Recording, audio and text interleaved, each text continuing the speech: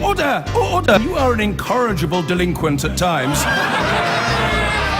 Behave yourself, man!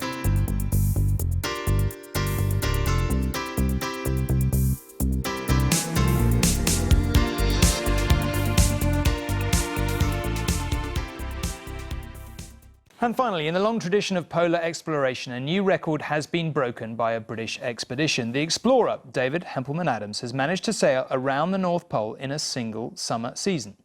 That's the good news. The less encouraging bit is the speed of his passage was in large part due to the record retreat of the Arctic ice.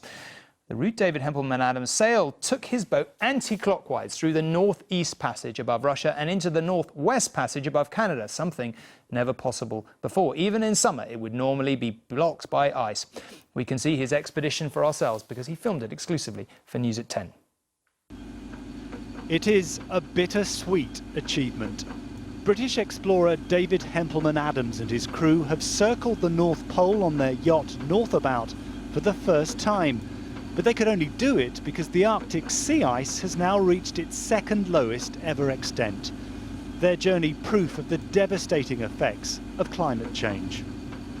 The first British team to do the Northeast and Northwest Passage in an anti-clockwise in one season, which is slightly worrying because the whole thing was to make people aware of the climate and what's happening up in the high Arctic, but I never realised how extreme the conditions have been in the sense of no ice whatsoever. David Hempelmann-Adams has been coming here for more than 3 decades.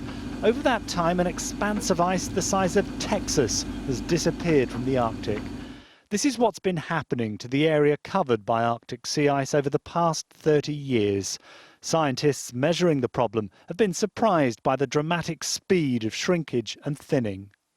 Well, certainly the pace of decline right now in the Arctic sea ice is happening much faster than a lot of the models have forecasted would happen. So, you know, it is happening a bit faster, and the 10 lowest extents have all happened in the last 10 years. It's not totally unexpected given what we know now about how thin the ice has become, and so you're more likely to have less ice.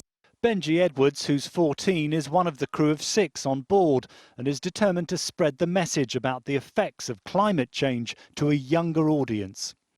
It is really nice to have achieved what we set out to. We've done the Northeast and Northwest Passages in one season.